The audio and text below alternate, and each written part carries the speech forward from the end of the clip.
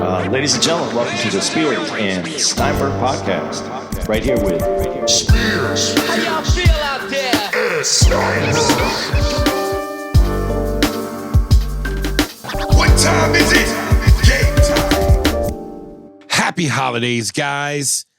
Tomorrow will be Thanksgiving. You are obviously... Gobble. I didn't expect that. Okay. You will obviously be listening to this today, Wednesday, but tomorrow will be Turkey Day. That gobble will be dead that you just heard. Yes. Hopefully, yeah, it'll be dead because it'll be in the oven.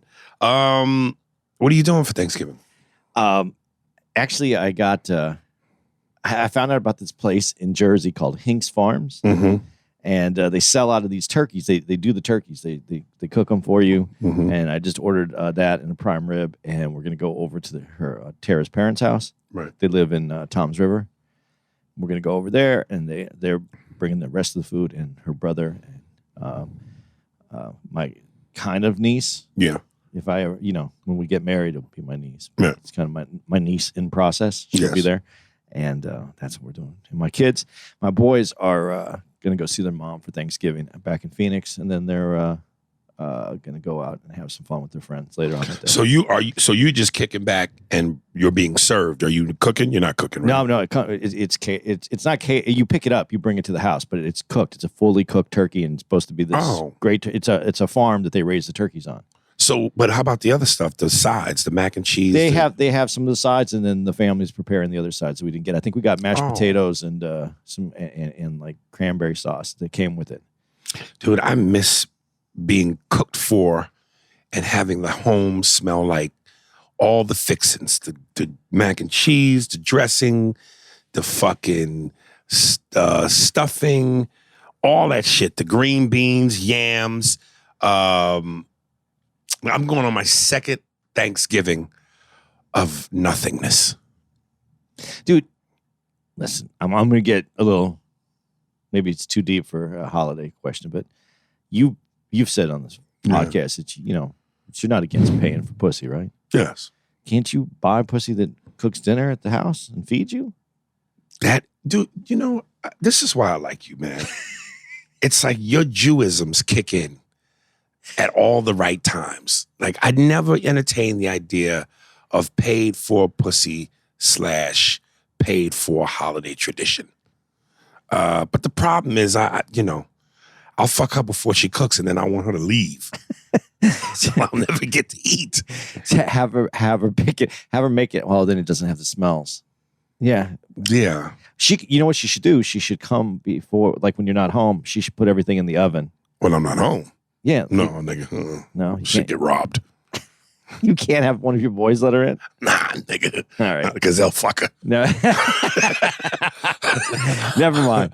So the whole thing's a bad idea. Listen, now. I just have to, I just have to continue to be patient and hope that between now and this time next year, one of my situations resolves itself and I can go back to having. Listen, I am in this.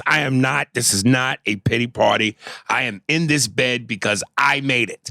I done fucked around and made some choices that have me doing in this position. I just now am hoping to rectify it so that by this time next year, all is festive and all is right. Are you going to, okay, let's say next year everything's festive. So Thanksgiving? Yes. At the house? At the house. Big deal or just small? I'd like it to be a big deal because, again, the older I get, the more I'm starting to cherish more things that I should have been cherishing a long time ago, like family and the sanctity of togetherness and monogamy. And so does that lead into Christmas, a big Christmas? Well, Christmas has never been a big deal for me. It's a big deal for me for the kids. What I get out of it is seeing their happiness and the tree and what it does for them and the gifts and toys and lights and trinkets. It's not really for me. I just like the festivity of it. I'm getting a tree this year. Are you really? Yeah, because I've always watched those movies. And ever since I was a little kid wanting to live in New York, always wanted to live in New York. Right. And I'm not even really in New York. I'm across the water, still in Hoboken, which is fine. And I like it because I got a great view of the city. Right. But I've always saw those movies, from the old time movies even to today movies, where you see the tree lots, the small lots. And Right. you see the guy, it's snowing, and they get a tree and they drag it home. Yeah. It's what I want. I just want to go to one of the lots. Yeah, I want to man. bring a tree Listen, home. It's not about religion. It's just about the spirit of the holidays. Yes, I get it. Listen, man, I always said, as much vulgarity as I spew and brashness when it comes to women and certain things, I'm really a cornball and a romantic at heart. There's certain little things that I do hold sacred and that would be moments. And, obviously those only come twice a year. So for the rest of the fucking year, I'm a fucking hellraiser. So that's the problem. You need to find more holidays. You got to put more holidays. You got to insert more holidays to come. This is enough holidays. I just want to make them count when they come. Okay. So, so happy Thanksgiving, everyone. Yeah, all of that to say happy Thanksgiving, everyone. What kind of turkey is it? Because there's always this traditional, but I've never had fried turkey. No, it's not fried. It's I think it might be smoked or roasted. I don't know. You talking about yours? Yeah, mine. But people do fry turkeys. Yeah, you can fry turkeys. You see all those videos every year where people fucking burn down their house and shit because they throw that turkey into a pot. Pot with too much oil in it, and then the cold from the turkey, and it makes it boil over and bakes. Wow! It's sad because it's the holidays, and now they don't have a garage. And possibly some fingers. Right. But on the other hand, it's fucking funny when you watch it. Have you ever had fried turkey? Yeah, I've had fried turkey. Is it good? Yeah. Is it basically like just one big fried chicken? Like the skin is crispy? Yeah. But then the meat is tender? Yeah, but I prefer smoked turkey. Like when it's cooked really slow and gets that smoke flavor. That's my favorite turkey. But listen, I think that this thing's I think it's just roasted. But I don't care. I didn't even care. I just wanted someone to do it, and I wanted someone to do it well, and these guys sell out every year. And I put it on my calendar and on my phone. So my phone reminded me, hey, call them because they'll sell out. And they were sold out in just a couple of days. Before my family left me, or I kicked them out, we stopped doing traditional turkey because, listen, man, traditional turkey is the one you just put in the oven, you pull the bag out of its hole and stuff it. If you don't do it right, it can be disastrous. Yeah, it can be super terrible. tough. So what we did was one of my baby's mothers discovered Butterball has a boneless turkey breast, and it's just a nice regular size piece of, and it comes with a net over it. And you just put that thing in the oven, and when it's done, cut the net off. I'm talking the most tender, juiciest meat. And ever since then, I refuse to do traditional turkey. But so you're okay with just the white meat? You don't like any of the dark meat from the turkey? You don't like any of the thigh meat? Yeah. No, that dark nigger meat. I want that pure white meat. That Anglo-Saxon good meat. Do you think the original Pilgrims just threw away all the dark meat and would only eat the white meat? No, they probably ate whatever them Indians served. Because back in Europe in them cave days, they was used to eating monkey dew and all kind of fucked up shit. So they ate good for the first time. And they enjoyed it. Amongst the Indians. Ham? You do ham? Nah. No? Her parents might want to have a ham, or they might pick up them spiral cut hams. Some people do, what is it? Goose? You ever had goose? Yeah. You like it? No, I'm not. A duck I've had, and duck is better. Yeah, I've had yet to have duck or goose. The meat is thinner, right? Like it's oilier. It has a heavier fat content. That means it's more tender. It should be, right? If it's cooked right, right. But that's what I kind of miss. This is where I wish you had your Madden. So you could. I miss him every year on Thanksgiving. He would show the turducken. What is that? A turducken? It's a chicken and duck, and then a turkey. But you put the chicken in the duck, and then the duck in the turkey, and then you cook it all at the same time. So it's one thing inside of another? Yeah. I've never heard of that. It's the turducken. That was. That's what Madden ate? Madden would talk about it he just said in his, hey folks, not Madden there. Put the turducken. Yeah. I can't do it. But that was pretty good right there for it off the cuff. That was good. Yeah. and then they would make it, and he would always. I think he was. Remember, he would only take buses. He wouldn't fly. Right. So they would have it being made in there. Wow. The traditional turducken. I always wanted one of those. So when my mother would make Thanksgiving, it was always turkey, and I think a lot of black people do this, ham with the pineapples and the cherries Yeah. all over it, held together with a toothpick. Yeah. So we'd have the ham, we'd have the turkey, stuffing with... That's white people shit too, by the way. Okay. Stuffing with gravy, collard greens. That's not white people shit. No. South, the Southerns. Yes. The Southerns. Yes. What do you call it? Mac and cheese, of course, and cranberry sauce and cornbread. Okay, which cranberry sauce? The one you make homemade with the cranberries and then I could do either one, but I like that can. I like the can too. That fucking can, dude. I guarantee you right now, and Tara, we keep a can in the refrigerator at all times because you never know when you just might want to. Like I've had like we went out and we had like some turkey and then I just warmed it up the next day to make a sandwich and I put cranberry. I just opened up the can, put the cranberry sauce in it. What I don't like about the berries is sometimes you eat it and you feel that one piece. It gets stuck. You know what I'm talking about? It's like a stick, not a stick, but it came off of it. Yeah, I know. Yeah, that's it. I don't like that shit. But in terms of whether it's mashed potatoes or stuffing, you put gravy on it. Yeah, white or brown. Usually brown. Oh, good boy. Yeah. White gravy is ugh. It's heavy and it doesn't have it doesn't have flavor. that dark brown gravy. I don't know if the word is smoky, but it's got that something to it that just tastes better on the palate. It's too creamy. The other one, the white gravy tastes like albino cum. You and your albino thing. You have this. Have you ever had an albino woman that you? No, I just. What would that turn you off? Yes, yes. There are two type of women I won't fuck: albino and limbs. Motherfuckers with missing pieces. They have to have all their pieces. Stumps. I can't do stumps, nigga. You might be able to get in there easy though. You get in. Fuck that, nigga. I'd rather struggle with a virgin. And happy Thanksgiving, everyone. Yeah. Put that on a Hallmark card.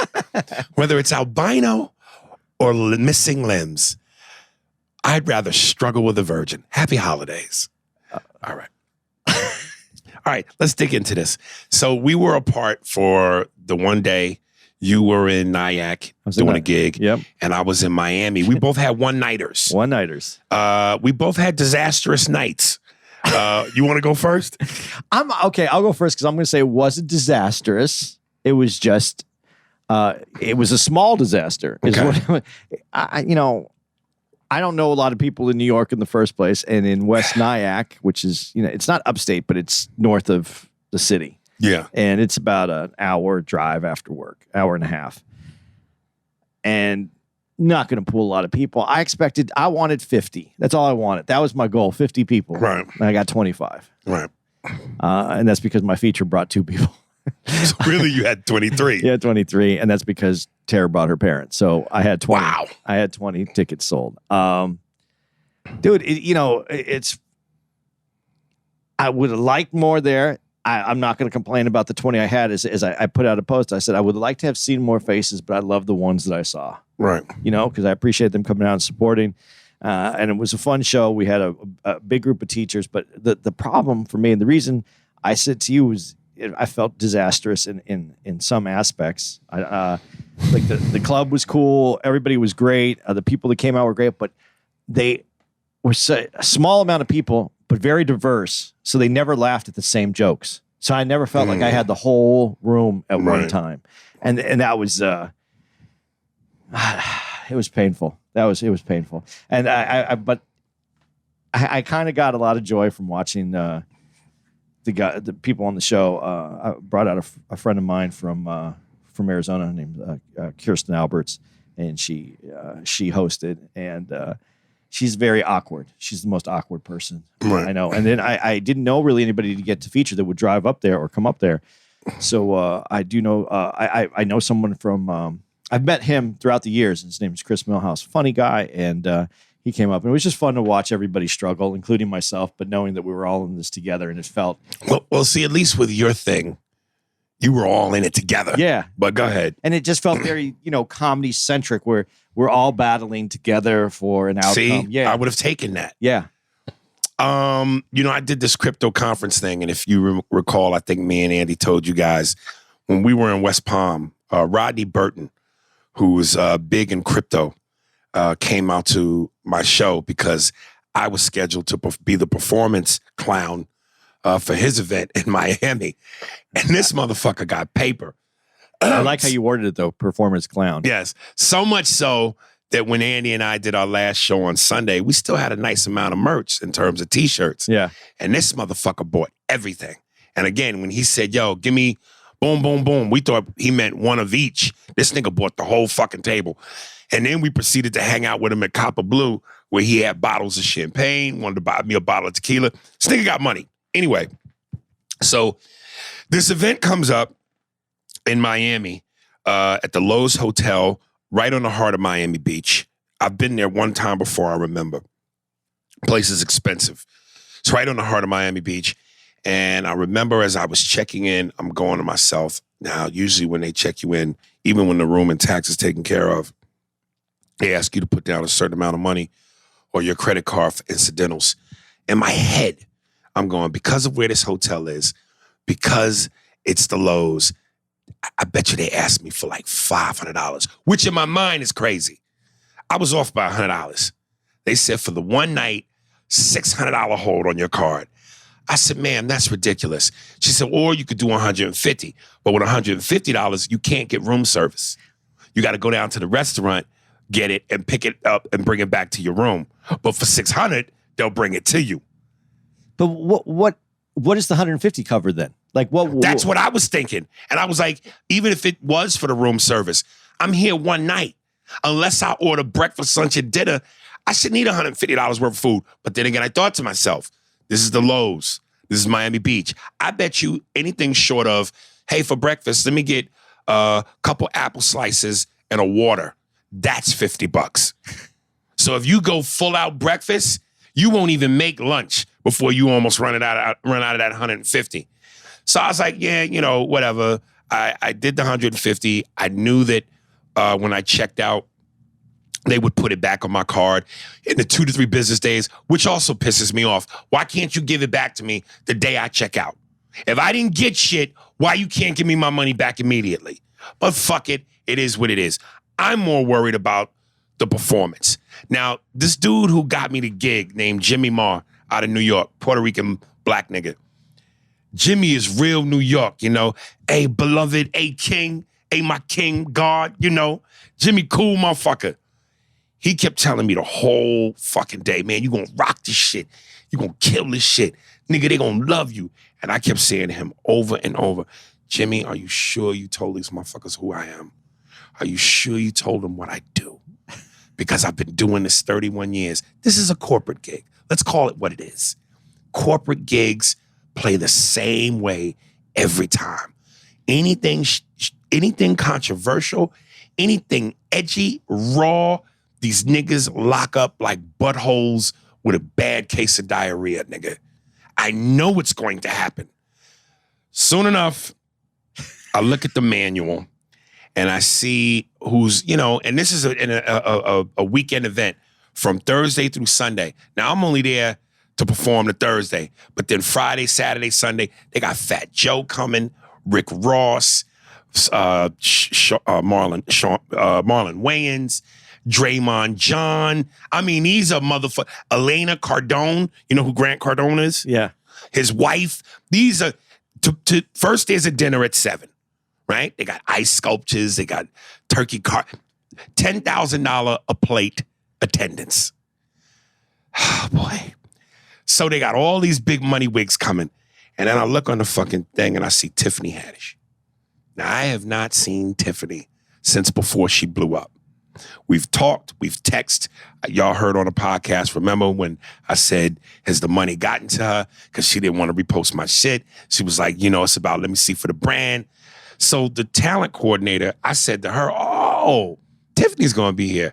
I think one of my first jokes will be, hey, ladies and gentlemen, Tiffany Haddish is here. Last time I saw Tiffany, she knew how to act. So the lady laughed. I go, okay, whatever. So cut to, they're seating people for the dinner. I'm pacing back and forth. I'm in the banquet room. I'm looking. Here comes Tiffany. So I'll go over to say hello. Tiffany sees me. We make eye contact. And it's almost as though she knew. Like, oh, boy, this nigga, yeah, I got to say. She sucked it up. And I could just feel the energy. She walked towards me. And I said, hey, baby, how you doing? She said, hey, Aries. And I said, good to see you. And the talent coordinator jumps in. Nah, nigga, say to her what you told me you was going to say. And I'm like, sweetie, this is comedy. Timing is everything. This is not the timing, so chill. So then we're getting ready to bring me on. And first of all, Rodney comes in. And Rodney's a hood nigga who's got money.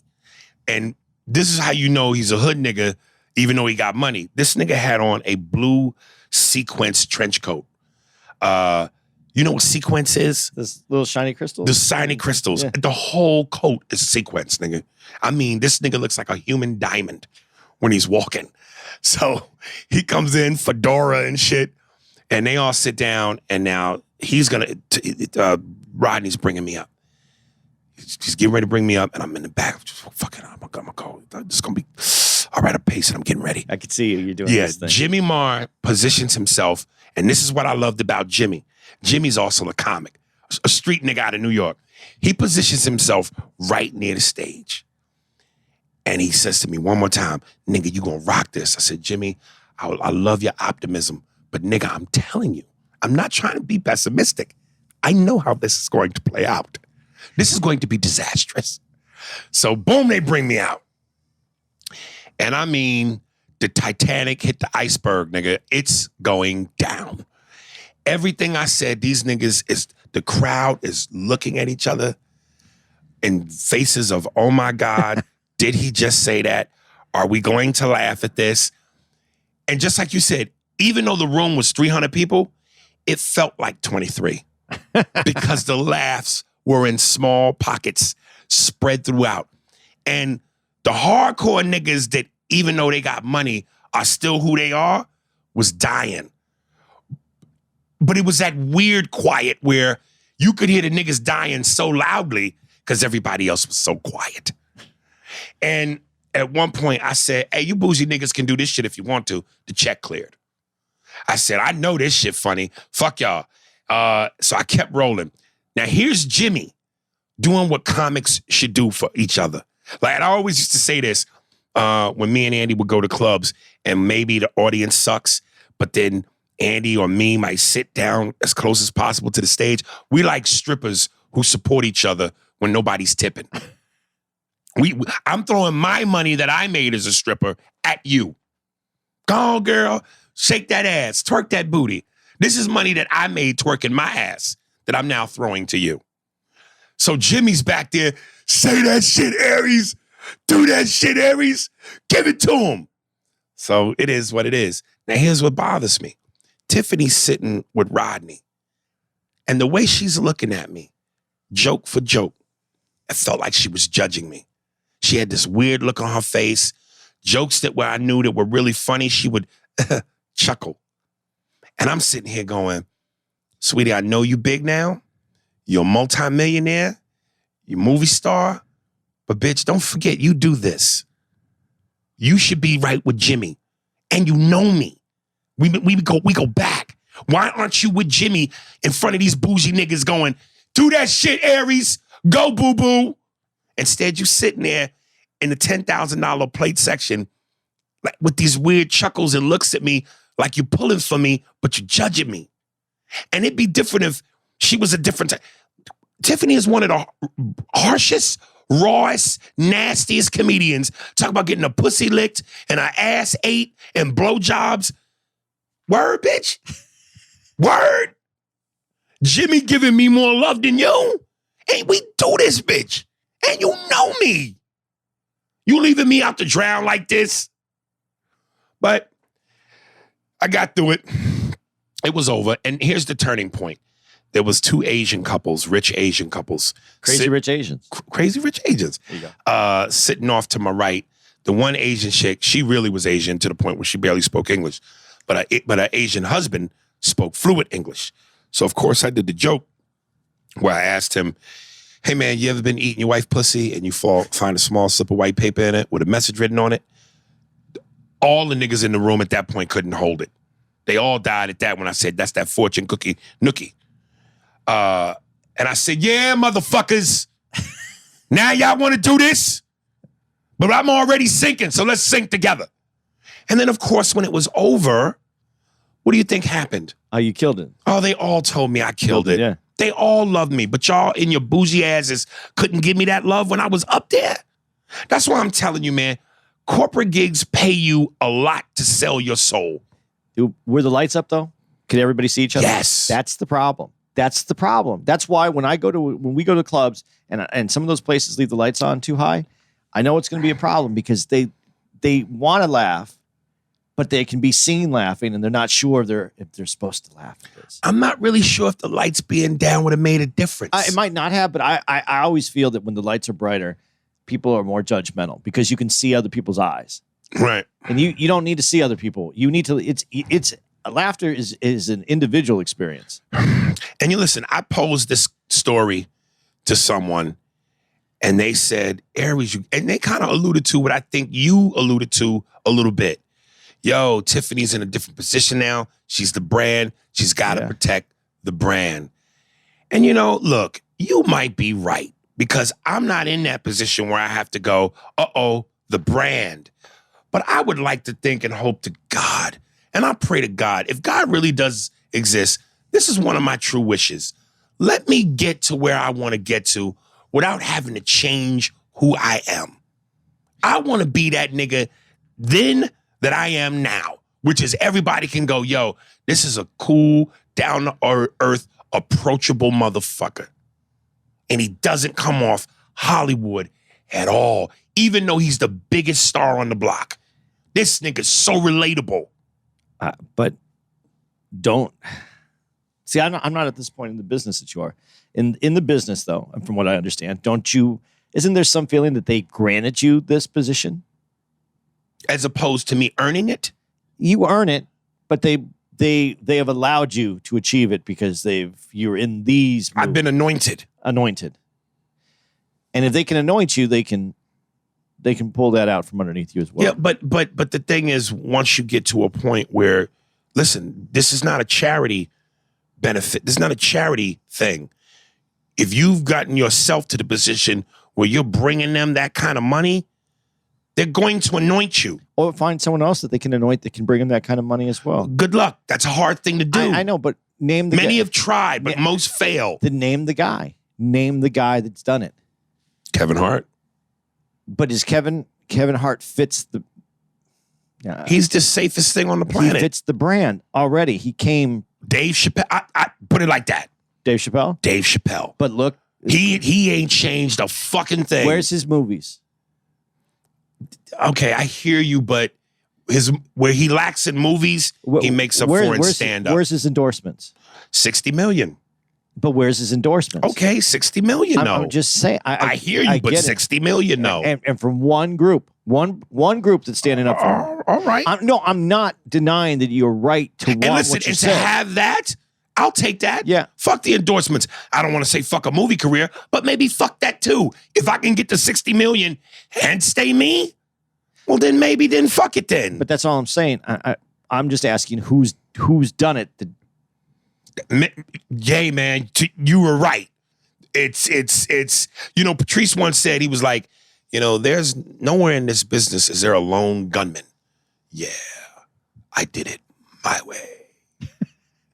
He said, no, there's no lone gunman. And he said, motherfuckers that have integrity are stupid. And he was starting to talk about himself. This idea of, I have integrity, so I'm not going to let them, I'm going to do it my way.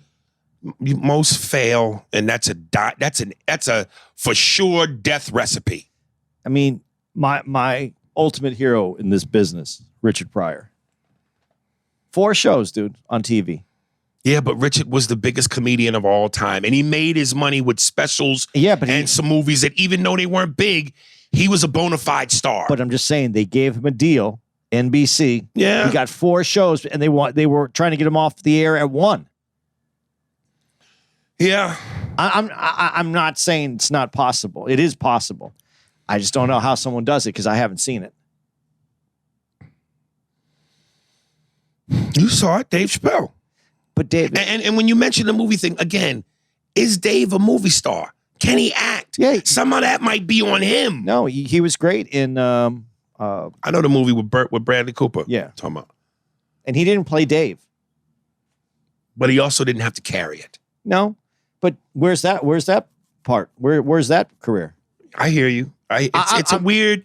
This is a very interesting business, and I do think that there is people that control the industry. There is. They control moments of the industry. Let's put it that way. Again, maybe this is what Patrice was talking about. This is where I might fall into stupid. I still believe that if you can, for the lack of better words, force their hand if you bring in the right kind of revenue. But the catch-22 to that is you don't know if you can't bring in the revenue unless they give you the opportunity. And so that's the tricky part, to get the opportunity to prove you can bring in the revenue. And there's someone who might make them a few $1 million less, but fits their brand, yes. And they can find that person. Yes. Control that person. Well, maybe not even so much play nice, nigga. Yeah. Play nice. They need to know that you can play nice. You're going to play. Right. You're not a rebel rouser. You're not going to cause a problem. Right. That's Dave talks about that when I love when Dave said on, I think it was the Bird's Eye Revelation, the one in the belly room, when he goes, man, motherfuckers come up to me and go, man, you my hero. Fuck being your hero, nigga. I want to be rich. Yeah. And heroes don't often die rich. They die poor. Well, and then he talks about, when he left, they had to make him crazy. He was on drugs. They named all the things that they wanted him to be to make it make sense for the world. Right. Yeah, listen, we hugged. I wished her the best. I kissed her on the cheek. I knew I had every opportunity at that moment to go, Tiff, can you do the podcast? But I didn't do it because I think she would have lied to me and said sure and told me what I wanted to hear and then made me play the chase game, which I'm not going to do. Which is part of that game anyway. Yep. That you don't believe in. Well, if you're 100% legit, you don't make me play the chase game. A la Ice-T, a la Paul Rodriguez, a la Russell Peters. There's some people that don't play those games. They're genuine. Yeah. So, but other than Ice-T, well, no, let me not say that because, Russell Peters is a rich motherfucker. Yeah, and Russell was a little harder to nail down because he had some travel things. Yeah, but that's just natural. That comes, But sometimes that gets in the way sometimes. I'm just saying I could just listen. If I felt at all, I'm a pretty good reader of the moment and of people. And if I would have felt like it was real for real with me and Tiff at that moment, I would have asked her. But I didn't get that sense. I think I'm going to have a different way of saying this, the way I feel about this, and you in this. First of all, the difference between you and Tiff on some of this, I said Tiff like you, like I know her. Like I do know her, but I don't know her like you do. You have the confidence that you believe who you are. I don't think she has that same confidence. I know she knows she's funny. I would say that she knew who she was and had that confidence before all of this. Now, I'm not saying she may not have it now that she's gotten all of this, but I also don't know how that plays into your head. Yeah, that's what I mean. How it affected her mentally. But for you kind of look like you're a comedian who has talents outside of comedy. Your music, you could do music. I know you say you can't, but you could. You're acting as you do well. You're a good actor. You say you're not, but you are. But that's not your home field. You got to play someone else's home field. You're in a away game, but you want them to treat it like you want to be treated like it's your home field. You don't want the visitors' locker room. You want the home team. Home cooking. You want it all that way. It's a hard thing to get. I don't know anybody who got it without giving something else up. All right. Want to talk about Kyle Shittenhouse? It's up to you. Yeah, let's go. Listen, just so some of the, I don't know who exactly, but for those of you guys who wrote in and said we should watch Paid in Full, we watched it. And that was one of our prime objectives to discuss today. But there is a elephant in the room with an AK or an AR-15 that we kind of have to address a little bit. So, you start on this one. I don't really know where to start. Did you watch any of the stuff I sent you? No, you didn't. I mean, but I've seen enough stuff on it. No, that's the problem. You've seen enough stuff on it. Well, then you start. Okay. I'll start like this. I had been watching the same stuff everybody else had. Right. And I was pretty sure how this should go. And I was watching things and I was like, this guy, the judge, I still don't like the judge. The judge is not, it seemed very protective of Kyle. There was some things that I really didn't like leading up to it. And then I started to see more information. As a matter of fact, some of the stuff I sent you talked specifically about the Young Turks. I don't know if you know that news group that's on TV, the Young Turks, who is they're very progressive, liberal progressive, and out and out. I watched a lot from them, and it was that who Kyle Rittenhouse was, and he went there to do this, and there was no. Basically, they said there was no other way to look at it, and this is what happened, and he murdered these people. He did go down there, and he did kill these people. I don't think this kid should have had anything to do with being there. I can't say why I don't know why. As a parent, I wouldn't let my 17-year-old go down there. I wouldn't if I could keep my 18-year-old from going down there, I wouldn't let my 18-year-old go down there. I do understand some differences of why he went down now that I never heard of before. And it sounds like he just went down there, crossed state lines with his gun. This is the story that I heard in the media. Kyle Rittenhouse, his mom drove him and his gun to Kenosha so that he could go and be a vigilante. Basically, and that's the story I believed as well. Do you think he should have gotten off on all 3 counts? Yes, but not the one count that the judge took off the table, the having the gun, being underage with the gun. That should have never been taken off. He should be charged for that. So you think that he was justified in killing the people? Did you see the video? Yeah. You saw the video. Right, so it's self-defense.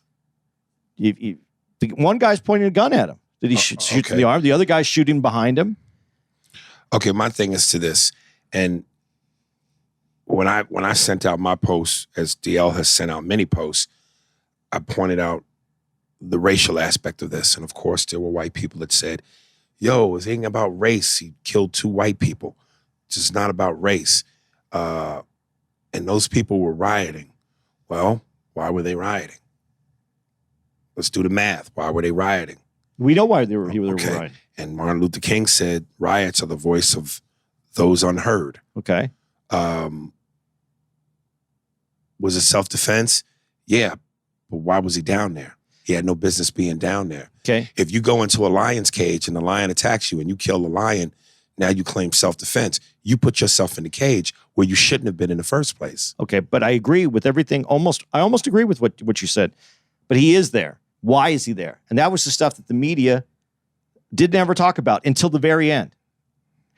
He was there. First of all, his gun, he never brought his gun. His mom didn't take him down there, number one.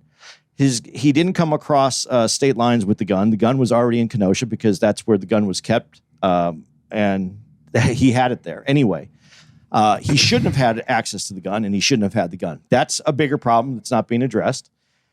He went down there to defend his grandparents' business that was there and to help protect it. The day he's there, you see him do medic. He's a medic and he's offering help to anybody. He is cleaning graffiti off of the school that's there.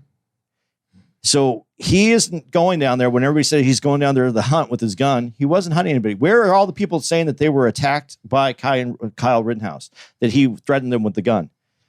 That was a very extensive. If they had it to show, the media would have put it out there. It's not there. He went there with the purpose, which was to defend his grandparents' business. He brought a gun, and what sometimes, and this is where, and I have a hard time with this because I have problems with the way he got off. And I'll get back to that in just a second. But a gun also is a deterrent. It's not also just a hunting weapon. And what he ran into, and then other people have said, the person that he killed, the first person that he killed, they talk about what I'm not even going to bring up what his problems were because I want to keep this about Kyle, not about these other guys, and then try to justify it that way, which I've seen people do, which I don't agree with either. But the dude, they have a video of him earlier trying to roll a dumpster on fire into a gas station, and then he stopped, and he's threatening the people around him with guns and saying, go ahead, shoot me. And also adding that he wasn't saying shoot me. He was calling everybody the N-word, by the way, as well. And the only reason... Kyle Rittenhouse was? No. Oh, the other guy. Dude he shot. Okay. So I really think that this guy... And I said I don't want to make it about him. I want to make this about Kyle. But we got a guy who, when people are saying that he sought out people, like you just said, like, you go into the lion's cage, he was doing what he felt he was doing right. I don't agree that he should have been there. But he was doing, I can't make that determination. He was there. This guy who has attacked other people verbally and was trying to cause more problems for whatever reason, he doesn't sound like the greatest person, found Kyle. Kyle didn't go looking for him. Chased him, threw stuff at him, tried to pin him down, and then his buddy behind, while he's being chased, fires a gun.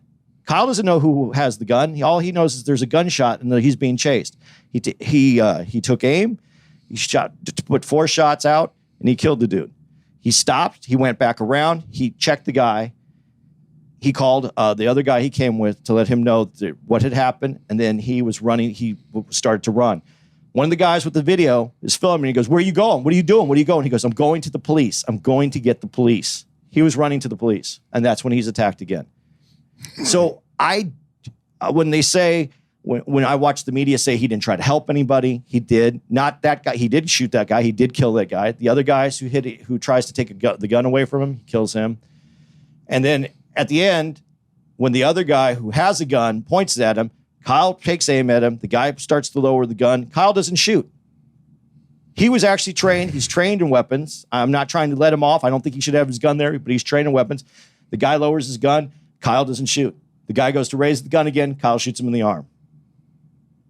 I can't say that wasn't self-defense. I don't think he should have been there. I have a problem with the parents letting him come down there. I have a problem with the judge and the way the judge handled the case. It seemed overly protective of Kyle. I would have ran the video. I would have put it on the video. And if you watch the video, I don't think that you can come away without it being self-defense. And that was what a lot of people were saying even before. And I was like, who are these people? Because I hadn't seen the video and I was going off what other people were saying. Watch the video. Watch the trial. If you think he's guilty, that's fine. I understand. But I think you're working out of emotions and not what you're really seeing. Let me ask you this. And let's say, okay, fine. All of what you just said. 2 things. When I heard you say a lot, he shouldn't have had the gun. He shouldn't have been down there. In terms of what he shouldn't have done, but did, could he have been penalized for doing things he shouldn't have done? He should have been. That's what the judge threw out, having the gun illegally as a minor. He should have been 18 to have that weapon. Okay, so based on that and what you're saying, this was a justified self-defense and all that other stuff. So none of that is racial. I'm just saying, it was self-defense. It was, he obviously shot 2 white people, 3 white people, and killed 2. 3 white people, and he got off because it was self-defense, and he should have got off, correct? I think he should have got off on the self-defense. I think he should have been brought up on the gun charges. I think he should have punishment. I feel that this opens up the door for a lot of these other right-wing nut jobs that are out there saying, okay, as long as it's self-defense, I can kill some people. Would a black dude have got off on those same conditions? I don't know, and I don't think so. Okay, so this is what we have a problem with. No. But this is the problem that I have now, because this is the bigger problem, and this is the bigger problem that I saw that was coming with this. we don't want justice to go downward so that we're all penalized unjustly. We want to be penalized upwards, or justice to move upwards, where we're all sharing a fair and equal part of this justice. To find him guilty because you think that someone, if they were of a different color, would have been prosecuted, why would that be right? That's justice going the wrong way, not the right way. We need people when there's cases to be made, and I'm not trying to be a smartass, but there's black people who've gotten off on cases as well. Here's my big problem with this, and the media did this. I asked you about this. You asked me. So you said to me when I was talking to you about this. So it was 3 white people that were shot. How long did it take you to figure out that it was just white people that were shot? When I thought it was black people, the same day. Somebody corrected me. Yeah. So what I'm saying is the media put this together this way. It showed it this way. It made it racial. Now we're comparing different cases. And when I talked to you before about the reason I have a problem with social media. The media made it racial? The media does because the system's not racial? No. The system is racial. Okay. The media provided the news as made it racial. Okay, so even if you took the media out of it, the problem still exists within the system. The system needs to be fixed. That's not here nor there. That is definitely, but because if you see someone and you feel that he's innocent, but if a black person was to have done it and they would have been guilty, so the white person is now guilty? To make it fair, or do we fix the justice system? Okay, but you say, do we fix it? It's never been fixed. I agree with that. So whatever the media is doing, I don't put too much involved in the media because the real problem still exists. Okay, now if the problem is fixed and the media wants to put the spin on it, now we can talk about that. Okay, except for this one thing. Let's fix the problem, not the symptom. Yes, let's fix the problem. But Kyle isn't the problem. We're making Kyle the problem, and the media helped make that the problem. Because now, here's what we're doing. As we watch what's happening in America today, and not even America, the world, and as money is compiled, and as people are getting poorer, and the rich are getting richer, and there's a 1% that controls the money, and the rest of us now are trying to come up or trying to live a life that's reasonable. And now we've seen things over the pandemic that has shown us that this system is is bullshit, has problems, needs to be fixed. And we see this, and we know that there's a problem. And white people are coming out to actually protest as well. And we're all seeing that we need to make a change. And the media, who is not controlled, is controlled by billionaires, doesn't allow people or helps people make misrepresentation of what's happening and puts it out there. So now we're all pulling each other down. Now it's not about whether Kyle was guilty or not. It's about if it was a black person, would that person have gotten off? Let's pull everybody down. Let's pull everybody down. Let's keep pulling everybody down. Okay, so you know what? Let's be fair in that. Since black people always get pulled down, let's pull some white folks down too. Let's pull some innocent white folks down when black people get pulled down all the fucking time. But that's not the answer. The answer is to pull everyone up. You don't want to pull people down because you're going to you're dealing with an ideology that should be. But the problem is, while we're waiting for your ideology to should be, we still keep getting fucked. What's the story of crabs in a bucket? I don't know, but they taste good with butter. Okay, what's the story of crabs in a bucket? Tell me. So if we go to that crabs in a bucket and we all start pulling each other down, there is no getting up. There's only down. It's always so funny to me when white people like you sometimes always want things to be better right now, but say fuck what's been going on. Black people, I hear you. You're right. It should all be right, but while it all should be right, it ain't. And while we need to fix it, it ain't being fixed. It is, and we still being fucked. It is. Meanwhile, y'all getting off. So you don't think any black people would have got off on that? Who? When? There's cases of black people getting off all the time. God, I'm trying to show them to me. You want to start with Snoop Dogg? Do you want to start with Snoop Dogg? You talking about a rich rapper? You're talking about a rich rapper? Yeah, so when we know celebrity and influence and fame has influence? Yep. But what about the millions of niggas who ain't rappers? What about all the white people that aren't rappers and aren't rich? That you don't see that they get injustice as well? The reason I'm saying this is, again, it's power to money. It's power. Oh God, here's what I'm trying to do so hard. I'm trying to take my time, take deep breaths, and not get caught up into this too deep. because but the black man in me and the emotion in me, it's like a fucking smoking a cigarette near flammable materials, explosive materials. I hear you say things and it really starts to piss me off. Like when you constantly bring up this money shit, I understand the money aspect of it and the inequalities of it. But God damn it, if a nigga was the richest nigga in the world, it still falls to Don King rules. Don't matter how much money a nigga got, he's still a nigga. And he gets treated like a nigga. So when you constantly go to money, like that is the main source, it's not. It don't matter how much money a nigga get. We're still niggas.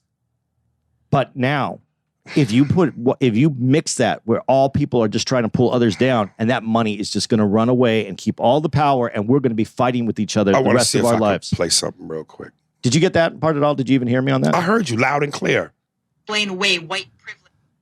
You know, I find it funny that some white people love to try and explain away white privilege by posting shit like this. Timothy Simpkins, a black teen shooter, got 1 day in jail and $75,000 bail, while Kyle Rittenhouse, a white teen, got 2 months in jail and $2 million bail. I think it's pretty evident that white privilege is a myth. Okay, so first off, Timothy Simpkins didn't kill anyone. Kyle Rittenhouse killed 2 people. And secondly, and most importantly, Simpkins hasn't had a trial yet. So all you mofos out there spewing this bullshit, why don't you come see me after his trial? And to all of you copy and paste bandits out there, I have a little secret for you. White privilege does exist. You know, I find it funny. But we're not denying white privilege exists. There's no denying that in this. And we're talking about a system, a judicial system based in white supremacy that allows white people to be treated differently than black people. So miss me with the shit you keep trying to sell me on. I say again, if a black kid shot 2 people, would he have gotten off? I don't think so. Okay, I love the I don't. I don't think so. I don't think so. And I'm saying that. And that part of the system needs to be fixed. But if you clearly... rather than a resounding no, you don't think so? As though there's a possibility he could? I think there's a possibility he could. Oh, we shall overcome. No, I think there's a possibility he could. Thank God. Video evidence, if there's the right video evidence, if there's the right people prosecuting, if there's the right people in the defense, I think there is a possibility.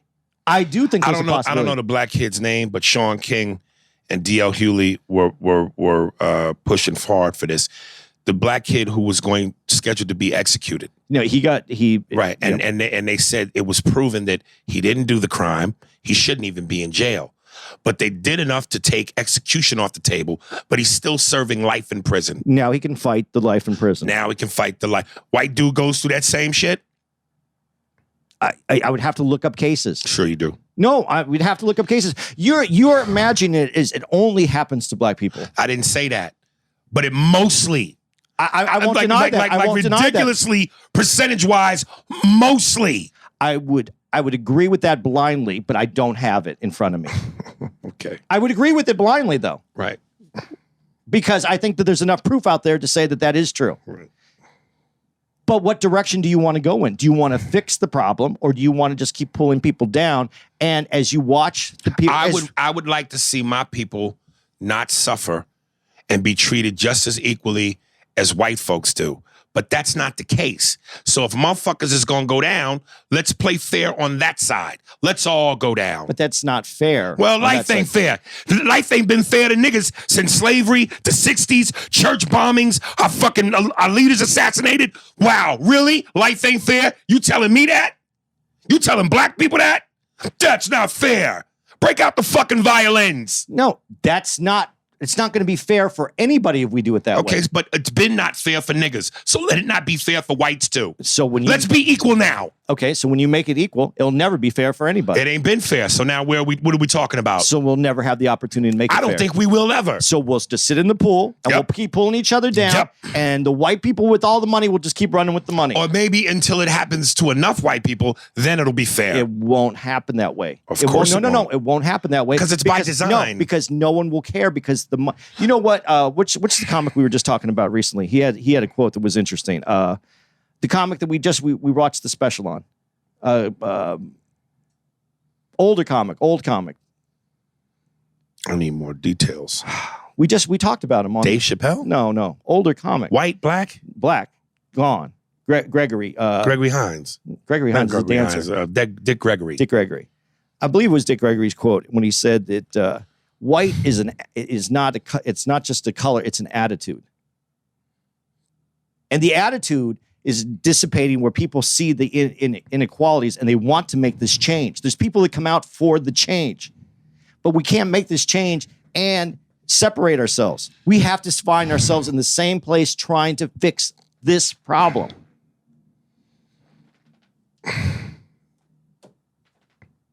The only other answer is your answer. Yes, let's make it unequitable equally. Yeah, that makes sense to me. How does it make sense to you? You Because want your life unequitable. So you're okay. You're okay in every aspect in life as long as the person across from you who is opposite of you, white, the person who's opposite of you but white, he is treated just the same way horribly as you are. Yes, until we all get treated better equally. You don't get treated better. You get treated worse. You don't go up because you're treating people worse. Okay, so what I'm trying to say to you is right now, if the Kyle Rittenhouses of the world continue to exist and get off and get free, while my people in the process of us trying to get this right keep suffering, I don't know. No, let's all get treated bad then. And that's where we'll stay. Because changing the system ain't happened. It is happening. When is it happening? It's happening right now. Give me an example. We'll watch. We just got George Floyd. We just got thrown one. All the other cops prior to George Floyd's killer have gotten off. You can't even use that one because there's still other cops on that right there. What do you mean? There's only one cop who's been taken down for that. So we can't even use that one. I wouldn't use that one. More to my fucking point. I'm more to my fucking point. But that's you won't even give us George Floyd. That's only one case. So give me another one. I don't have anything in front of me. Exactly. But you don't think it exists? Give me the proof. Look on your phone real quick. We can take 2 minutes. Black people getting off? Is that what it would be under? Black folks? Whatever you want to take it. Black people getting off, white people being guilty. Oh, white people being guilty? For killing niggas. Guilty. Cops. But this case has nothing to even do with that, is what with what you just said. Andy, the fact that you can't even reel it off by mind is my point. You can't even freely go, hey, B, C, D, E. You have to look it up. As soon as I gave you one that's a big one, which was Snoop, and we all know that one, you threw that one away. You threw that one away. You're going to a fucking rapper, nigga, a rapper with influence and fame. That's not the majority of black people. You know, I'm going to point to something Charles Barkley said on Open Court when he goes, you know, people like me and Shaq, we get treated differently because we're famous. We get treated differently because we're NBA players with fame, influence, and money. But the majority of black people ain't Charles Barkley and Shaq. So that's a bad example. Do you think that all white people are treated the same? Andy, if you want to go to this thing of poor white people versus rich white people, whatever, man. But do you think they're all treated the same? Is that what you believe? Is that we all have a secret place to handshake and we got to hang out? Black people's existence doesn't survive off of how white people get treated. We get treated because of our skin color and how that affects us. We don't give a damn how white people treat each other. Okay, so today, Kyle Rittenhouse got off because he defended himself. That's the precedent set. So if a black kid defends himself with a gun and he kills 2 people, he should get off too. He should. That's the precedent that was set. He should. That's how it Will should he? Work. Well, will he? There's another problem. And Kyle Rittenhouse killed 2 white people. Now let's stick in the pot. If the black guy kills 2 white people in self-defense, does he get off? I say he's supposed to get off. If You're it's self-defense. supposed. And this is coming from you, a guy who has a good heart, who understands these things. That doesn't trust the system. I don't trust the system. Do you think that outside of people like you, mainstream white America, let the justice system lets a black kid off for killing 2 white people in the name of self-defense? Again, and you don't want to hear this. I'm hearing it loud and clear. No, it also depends on which state this happens in. All right, so what about the black cop? I forget his name, but that the black cop who shot a white woman and his career was brought to an end. I wish I could bring that up, but he suffered severe penalties. I know. You know who I'm talking about? I know who you're talking about. But yet a team of cops can go into Breonna Taylor's house and kill her and nothing. Oh, I'll give you another one. There's a black woman who just got her pension back, who stopped a white cop from beating on a black kid, stopped him because he was wrong. She lost her job and she lost her pension. She had to go fight to go get it back. It took her years to get it back. Andy, you're making my points for me. No. I'm not making your points. I'm making a point that I understand exactly what you're talking about and saying we don't get anywhere until we start having justice distributed equally. And to pull someone down because other people pull down does not get us to that point. Arguing about Kyle Rittenhouse and not saying why were we shown, why did the media show us that this kid did all the things that they're saying he did, which now the media is admitting he didn't do, but now saying, looking at it a different way and saying, well, he shouldn't have been there. And we went a whole different way and we were wrong, but we still agree that he's wrong. The media did this to us. The media is owned by billionaires who are trying to get us to fight with each other. And I don't know why. That's the bigger question I would like to know. Because this is a moment in time where I've seen more white people understand what black people are going through. So it's the media's fault. It's all the media's fault. No. What I'm talking about is the media's fault. Why is this the time when more white people are finally understanding, because of George Floyd, because of things that they saw when they were at home, because their own eyes saw it, why are there more white people now trying to understand and trying to make change? And now why is it like this right now? Why are they pitting us against each other? Okay, but when you say things like because of George Floyd, as though white people's eyes are being opened to this recently, they've been shown this since the 60s. They've been shown this forever. And we're still fighting some of the same fights in the 60s today. And they have felt that we had made progress. And that showed them that progress hasn't been made. Because we also have to look at where some of these things are occurring. You live in LA. It's more diverse. I live in New York. It's more diverse. I don't know what happens in the middle of the country and why they don't understand that the same shit that's happening in LA and in New York. You think that the middle of the country is the only place this happens? No. I'm saying I don't understand why they don't know what's going on, because I see a lot of this being held up in the middle of the country, where they don't know or they pretend not to know. I saw a time in COVID where no one could turn their back on what they saw. They can't justify it by, well, it only happens in these cities or it only happens here. We watched it happen, and I seen more people come out, more protest, more white people engagement. Why was this fight? Why are we doing this fight right now? Why are we pitting each other against each other when we should be working together to make the changes? That's my question. Andy, you keep painting this rosy kumbaya. There is no rosy or kumbaya. No, but what I'm saying to you is, we all know what it should be. And you can keep pointing to the same thing over and over about the media and they're part of the bigger problem and the billionaires and what we should be doing.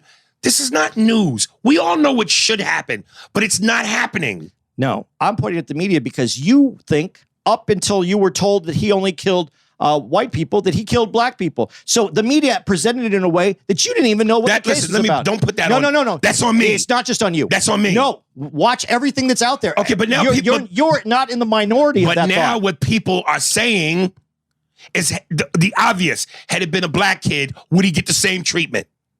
I don't think so. Okay. And I've said that before. Do I want the black kid to get the same treatment? Of course you do. Okay. How do we get there? By not dividing us and moving forward. To the people listening to this, I'm admitting that I am not articulate enough to put together what I am really trying to present. But I know you motherfuckers know what I mean. And when I say motherfuckers, I don't want to exclude white people, but I'm really talking to my people. I'm putting the bat signal in the air. Please email and confirm for me and tell Andy why he's not fucking getting it. Because I can't articulate what it is I'm trying to say, but I know what I'm trying to say is accurate. Okay, here's what you said to me so far. Let me see if I can break this down a little bit before we have to go through all this. Until all people are treated equal, we should be treated equally in the bad. I would take that rather than let us continue to suffer while we wait for it to get better, while when you do the same thing, they treat you better. That doesn't make the change. It may not, But God damn it, until the change is there, God damn it, let's all suffer. But the change will never come and will only suffer. It ain't never came. The justice system is still white supremacist. It ain't never came. So here's the thing. Here's ultimately what it is. While we're waiting for this change that should happen, anything that white people do criminally, at the same level that black people do criminally, will go through the system to a point. But when it's time to decide the fate, y'all get to leave and go home and go back to your normal life while we stay in the cells, AKA the waiting rooms, for true equality. You get to go home, put your feet up, watch the ball game, kiss your loved ones, hug your family, eat your barbecue, and live your life. While we sit in jail waiting for that equality that should be. We get to be uncomfortable in waiting while y'all get to be comfortable in waiting. Fuck that. Let's all be uncomfortable until it gets right. That's equality. Yeah. Now, you don't understand that? No, I completely understand it, but you don't get anywhere when you do it. The other part of this, because... Okay, but while we're not getting anywhere, let's all be equal in the suffering. But there won't be equal suffering. There won't be, because the people who control it will be living lives while we're working for them, while we're making money for them in jails, while jails that are paid for are paid jails, that they make profit. Do you understand? This is not by accident that this has occurred. Duh. That's why the fucking justice system is the way that it is. White supremacist. Duh. So I know that. So the change has to So be while made. you making money off niggas incarcerated, make money off white folks too. They are making money off white folks too. All right, the bat signal is in the air. Y'all meet me on the roof like Commissioner Gordon. Before we go, I want to hit this, because this is the problems that need to be changed, and we didn't address any of the changes. Why does the judge? Why does? And I don't know if this is fair, not fair. How does Kyle Rittenhouse get to pick his jurors out of a hat? How? Could a nigga do it? I don't know anyone who's ever been able to do that. Okay, but it's been done. Can a nigga do it? No, but no. Okay, next question. But now they can, because No, we don't know that. because That's an assumption. We set a precedent. Oh, stop it. Oh, please, what you think? That just because a precedent has been set, we get to play by the same rules? I would hope so. Oh, you hope. There goes that No, word. no, I would hope so. Hope should. No, I would hope so. Hope should. But it also happens to be in which state it happens in, because each state has what's the different next rules. one? What's the next thing that baffles you? The judge saying that the other people had to be they could be referred to as looters and rioters and arsonists, because they weren't proven to be looters or rioters or arsonists, just like Kyle Rittenhouse hadn't been proven to be, they hadn't been proved to be But victims. why do you think that was? Because the judge, the problem I had was the judge. I don't understand the judge coming this close to someone who's on trial. I've never seen this before in my whole life. Oh. No. What color's Kyle? No. I've never seen it before. You never seen it. What color's Kyle? White. I've never. What color's a judge? White. I've Okay. never seen it. Do we have before. to keep playing this game? Yes. Because you're saying that because he's white. I'm saying I've never seen a judge reach over to a defendant like that. Wow. Have you? Dude, there have been historical videos and pictures where judges and attorneys are sitting there shaking hands like they're all part of the same fucking club, defending white people. Are you fucking serious? I've never seen that. Have you ever in open court? Have you ever that. seen PBS's Eyes on the Prize? Yes, I have. The 13-part series? Yes. They show you that in some of that. But never in the courtroom like that. Oh, you needed to be in the courtroom. No.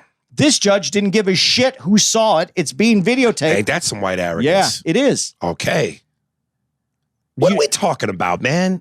There needs... Like, what baffles you is baffling me, because you're going, I've never seen it. So you don't think prior to you seeing it, it didn't exist? No, I'm sure it did. I never saw my dad fuck my mother, but I know it happened. Yeah, because you're here. Well, there you go. I've never seen anybody be that blatant, that bold. White that folks they don't can care. be blatant, Andy.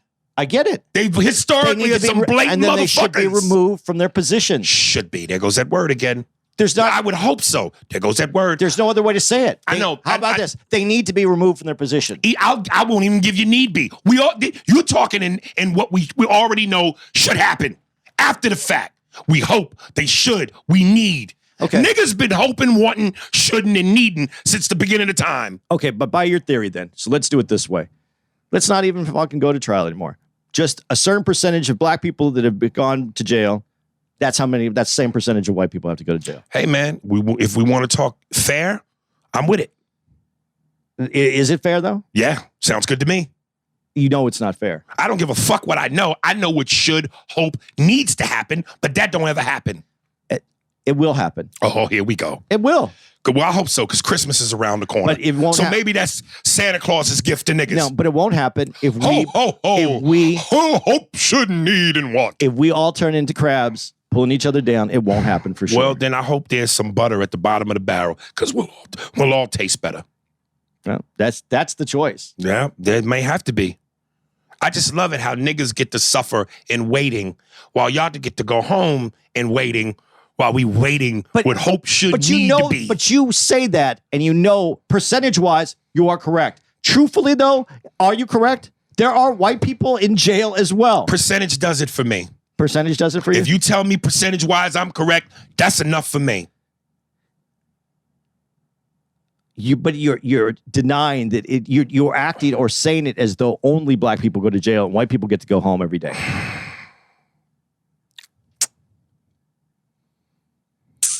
You want the percentages? No, I don't need the percentages. What if it was flipped? What if black people got to go home and y'all had to sit and wait while it gets right?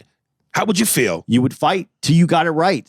Okay, but while we wait till we get it right, your people stay in jail. My people get to go free. How would you feel? I would feel that we need to get it right, and I don't think that But until we get it right, these are the circumstances. Yeah, and how would you feel? I would feel angry, but there's not a way that I could change that by making white people, by making the black people then go to jail. Make it fair. That isn't fair. That is fair. It isn't.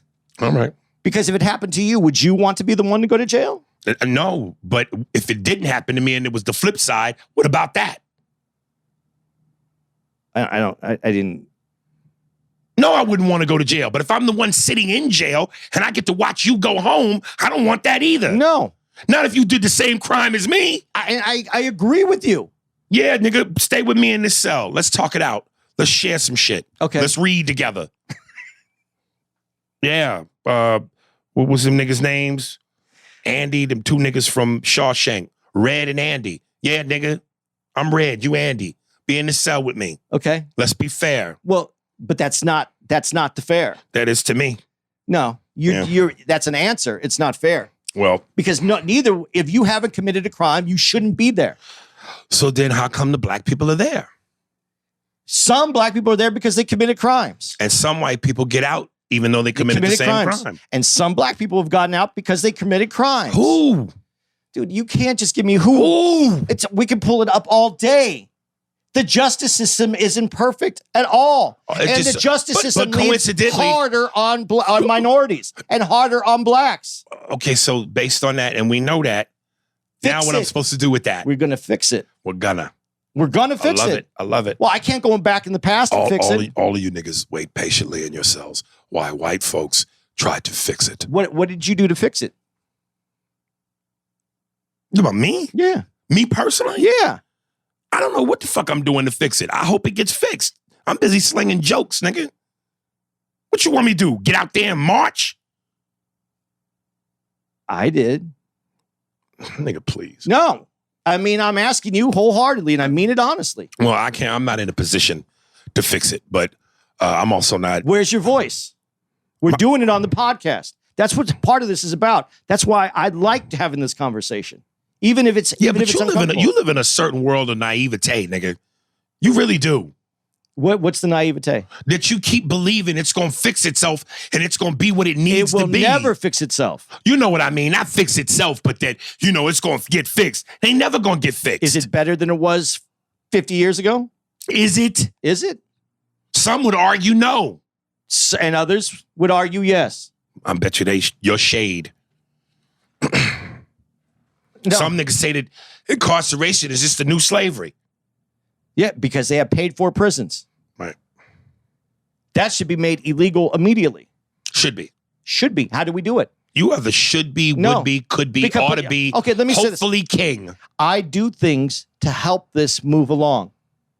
I do things to help this move along. What do you do? I write letters. I march. I do different things. Nigga, you marched one time. Give me another march. I'll go do it. We'll start one, motherfucker. Okay. But you marched one time. How many times did you march? I march every day in my head. Okay. I fight every day in my head. I'm not saying anything but I'm saying you can't tell me and say when I'm saying should be, and I want to do things to make that happen. And you just said, well, I want it fixed. We all want it fixed, don't we?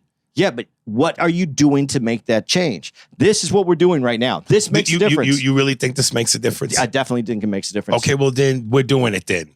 I really don't think it makes a difference, but we're doing it then. It does because it makes people fired up and challenges people to go do more. Okay. You don't think it does? All right. Okay, sure.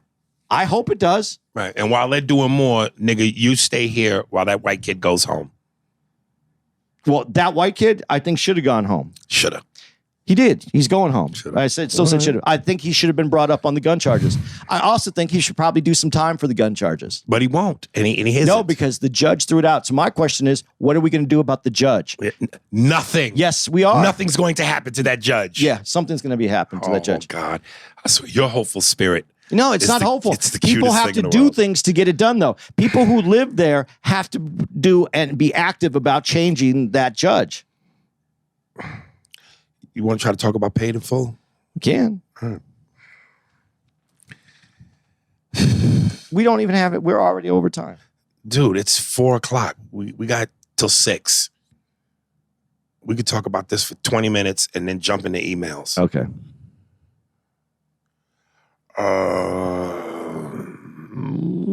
Ready? Yeah. Go ahead. Go ahead. I pulled it up. You know, I overall, I like the movie. Like I said, I was a little worried about it at first because Cameron was in it. But he did a good job. This movie oozed New York to me, obviously. I felt like I was back home.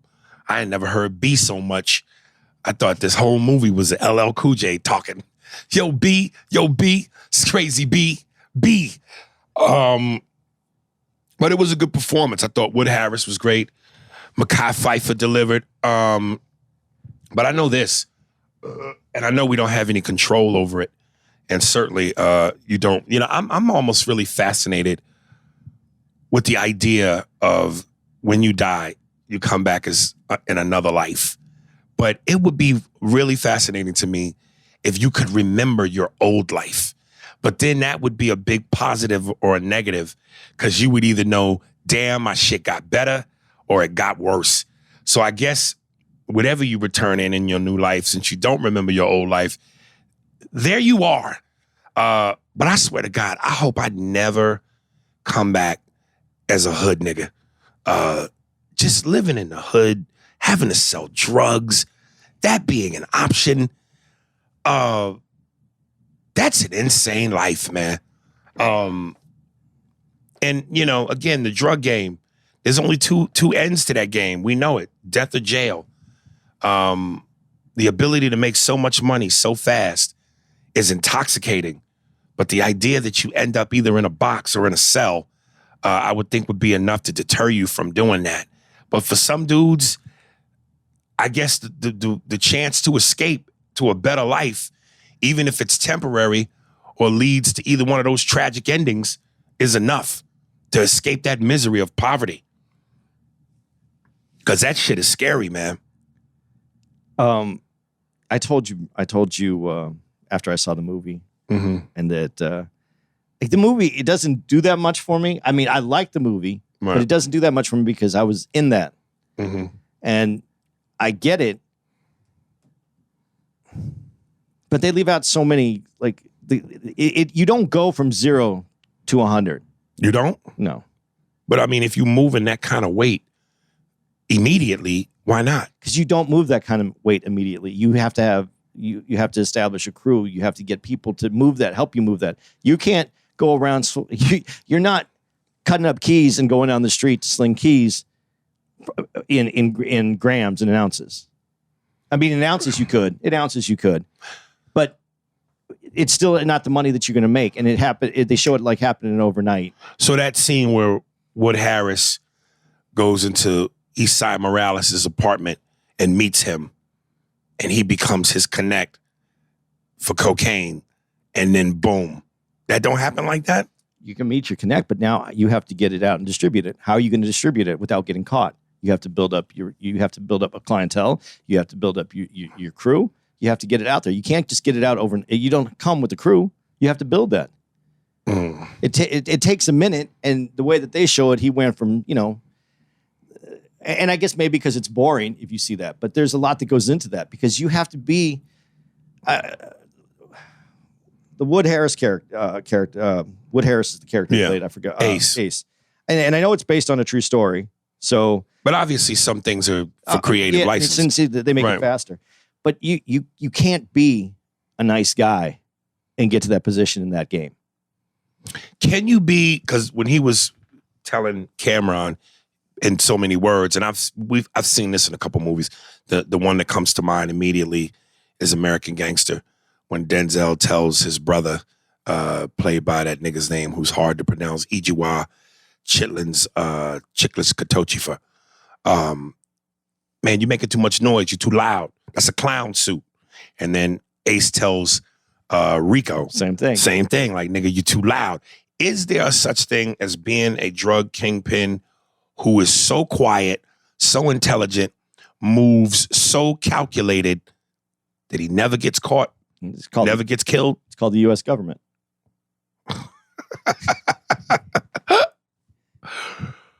I hear what you're saying, and I know you're not trying to be funny. You're actually being truthful. Mm-hmm. But can a street dude on a street level? Not on a. I don't think you can move quietly on a street level. But if you work your way up quietly, and you can pretend like there's another connect that it's not you. Yeah, you can work your way into that. But sometimes someone has to step up when there's things that are not happening the right way. And again, the way I say it, the reason I left Coke in the first place, because that got dangerous quick. And I had to make decisions. Are you willing, if you're really doing this, are you willing to go as far as you need to go to control your business? I mean, look, I know that murder comes with that business. It can. But is there a way to do it without any of that? Can the business be run so properly and strategically that you avoid murder and police? I would say yes, but we don't know those people because they're running it strategically and quietly. And they're getting it here and they're giving it out to the people who handle all that other kind of business. Yeah, I think it is possible. Right. But on a street level, right, somebody always knows where it's coming from. And that's kind of what it shows in the movie, that's who they're looking at. And you need to take down the guys, but you need to take them down if you want that position. Right. It's not like Coke and Pepsi. Like, I mean, that's famous line with Pepsi is, I want to be a brand. That's Denzel's line. Oh, like Pepsi, it's a brand name. And they know that even if they know me no more than they don't know the chairman of General Mills. So it's not like Coca-Cola's going over to Pepsi and taking Pepsi's business away from him by killing him or stealing his connect for his water and his sugar product. Right. That's not how it works. And so someone knows who you are. I think it would be real tough. I think it'd be real tough to work on that level. But like I said for myself, I wasn't willing to go that far. So when I got into the weed side of the business, and weed was nicer. I mean, it was a bunch of like hippie guys and people that were cooler. They're very chill. But then when it got when you started having the cocaine business mix in with the weed business, it all got ugly. And that's when it was time for me to go because I wasn't willing to go that far. You have to know how far you're willing to go. Yeah, plus, like, dude, just the fact that you have to always look over your shoulder and there's a certain level of distrust. Like when Cameron's character killed Mekhi Phifer's character. And he did it because once he told him how many keys it was, he thought to himself, if I take this, more money for me. Yeah. And that was supposed to be his boy. Yeah, I would even go as far as to say, because they called each other family, but there's no family and trust in that business. No, he was playing the long game. He met him in prison. Right. He befriended him. And then when the opportunity was there, when he was at his weakest, that was the opportunity to step up to the next level. And he took it. Now, the story I have a problem with the story, and I know it's a true story. So it's based on a true story. You go to the house and you find the dude dead, and you find all those keys and the diamonds, Right. and you use it to go get the connect. That didn't sit right with you? Dude, at the end of the movie, what does he say? At the end of the movie, he says he used the diamonds and what he had Right. to restart his life and move on from there. Right. You had all that before you did all that work. You had that before anybody got killed. You had all that. Right. Why did you do that? But didn't he want to continue on? Anyone who thinks that they're going to run this business, that business on a street level and take it up where you're going to make a business that's going to continue to make you money forever, that's delusional. Someone's going to take you out. Someone's going to, if it's not the police, it's the other people on the street. But you have a retirement program in front of you. He could have just kept the diamonds and gave him back the coke if he wanted to test the water. Right. I guess I'm just more of an odds player, and I would go, I'm never gonna. How long would it take me to make this kind of money? Right. And would I be better off if I just took this and left? Yeah. Oh, See, and it goes back though. But I was in New York in the '80s, and I saw a lot of that stuff going on. I was just bringing little bits of weed back then, and it's crazy because why do you? And I did have a Porsche. I did have some stuff, but I mean, it's hard to say you were low key with the Porsche. But I kept it very simple. I kept it very clean. I mean, people knew though. People still knew. That moment where he walked into the house and the guys ambushed him and had the two women on the bed. I'm thinking the whole time, why didn't he just give them the combination? He said there was nothing in there. Yeah, but they didn't believe. They were like, he could be lying. That's why they kept going, give me the combination, nigga. And he refused to give them the combination. I'm thinking, you got two women on the bed who you care for. They gonna fuck you up. You're a drug dealer.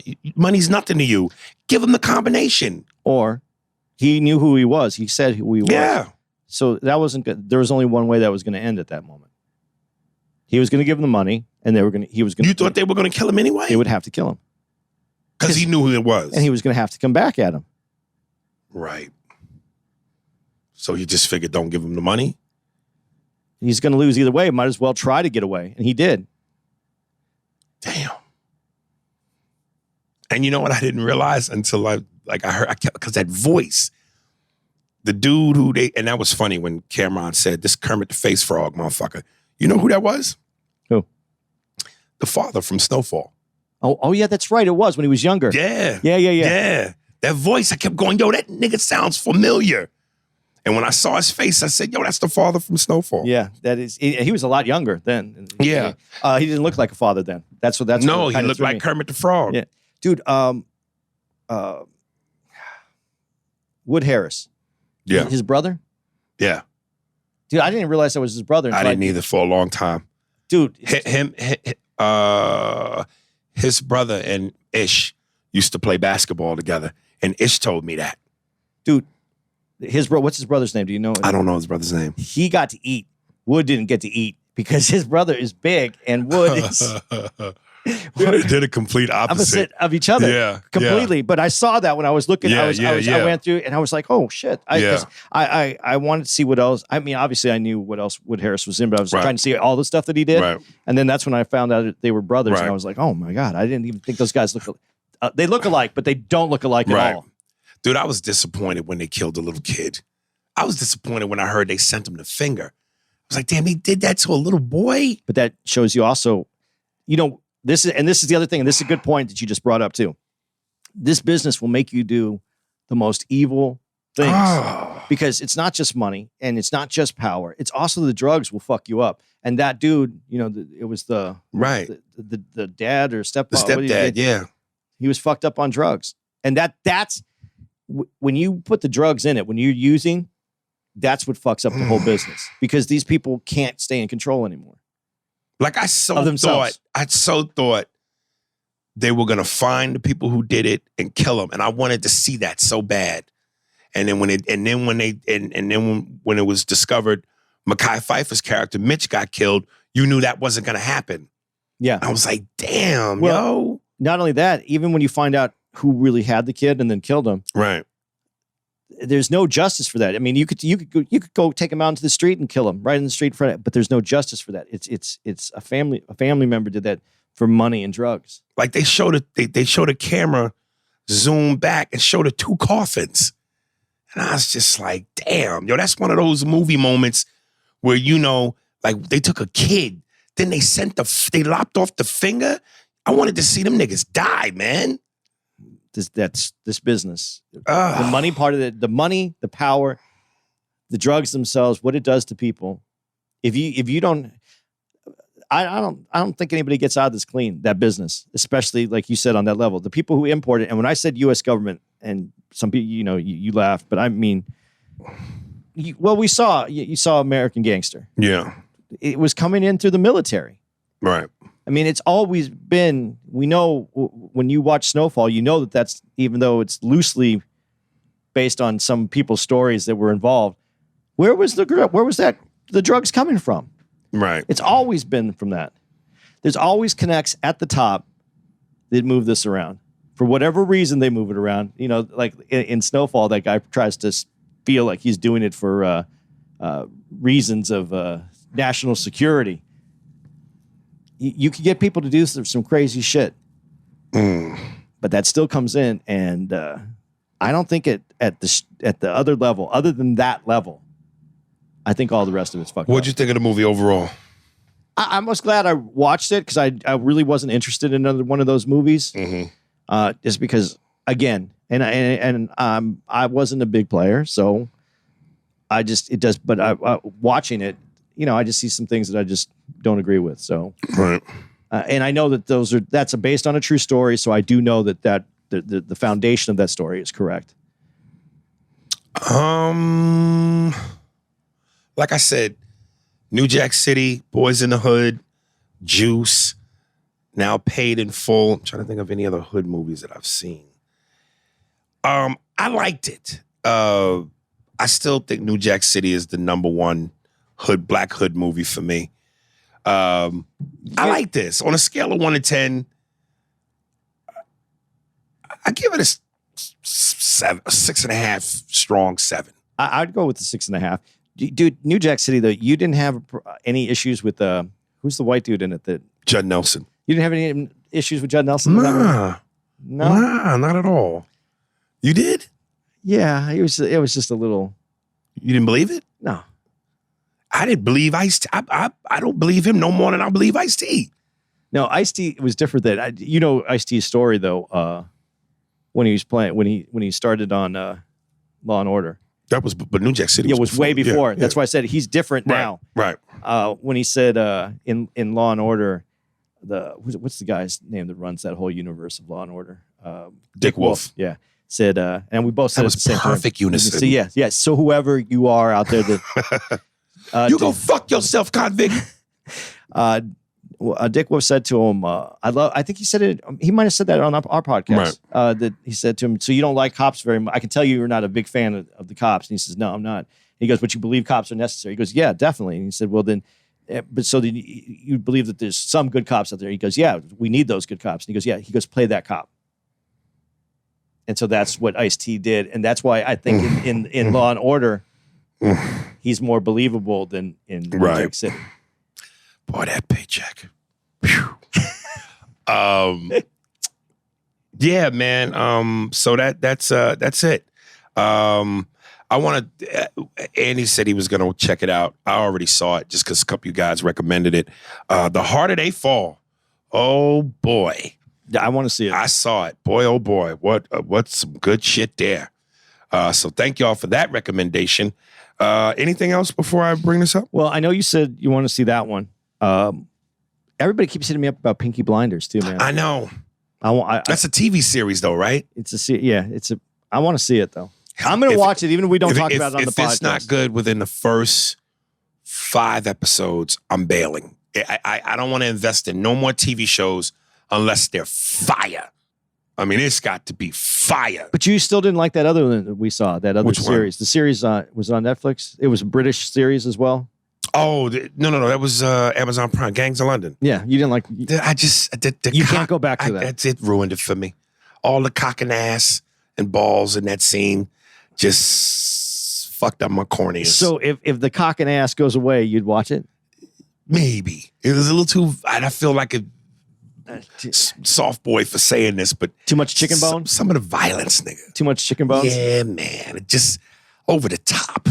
You know, listen, I like the Django, but the way some of that blood with the gunshots, I just go, Quentin, come on. Dude, there was not, I beg to differ. I don't think there was one drop of blood that was overdone in Really? in Django. Yeah. That scene where the guy shooting kills Leonardo DiCaprio and all goes to hell in the house and they're all shooting Jamie. That is ridiculous. That is such a great scene. Oh. Because if you're going to go over the top, don't go over the top. If you want me to suspend my suspension of disbelief, you want me to put that out, then take it over the top. Make it worthwhile. Oh, goodness. And that one did it. Dude, and again, it wasn't too much. They had to add some. When Leonardo DiCaprio cuts his hand and continues to do the scene, that wasn't even. I like that part because that was real in the moment shit. Yeah. But all them motherfuckers getting shit, look like whole Heinz ketchup bottles was blowing up. It was and one of the scenes where it wasn't needed, the one where he shoots the guy from far away. You just hear one of the the guys tending his field with his kid. Yes. No blood. It was perfect. It was just you hear a boom and you just see the guy fall. Pew. Pew. Any announcements before I bring this up? Yeah, let's do this real quick. Where are we? We just finished. We're out here in Oxnard. Oxnard. Yeah, we're good. Anything to say about Oxnard? No, I'm gonna be in Biloxi, Mississippi. Yep. Is it what? You know what day? The 27th. That's a Saturday. Yep. Okay. Yeah, I'm in Oh God, I'm in Biloxi, Mississippi, at a casino. So anybody out there in Biloxi, come on out to see me. I think there's an Air Force base or something out there. Yeah. So you might see. That's what I'm saying, and that's a casino. So that might not be as Mississippi as Mississippi. I'm Mississippi. Anybody need a bottle opener? Come on, see me. I'm from Mississippi. That's so unfair because she wasn't even in Mississippi when she said that to you. No. Where? Oh, she was in Raleigh. Yes. Okay, but after that, Aries and I will meet up at Laugh Boston on the 28th and 29th, which is odd because it's a Sunday and Monday, but it's for holiday purposes, man. Come on, get out of your house. And I got a feeling a friend of mine is going to meet us out there. Yeah? Yeah. You can tell me who? Bobby Patterson, kid. Bobby Patterson. I'm going to be out there to see you guys out in Boston. Maybe get just something to eat. Something real wicked, kid. Hopefully you do your performance, Aries, and there's a couple of white broads there who appreciate black cork. You know, I know you niggas' dicks is to die for. Oh, God. Put it down the throat. Like a thermometer, kid. When was the last time you had a thermometer put in your mouth by your mother?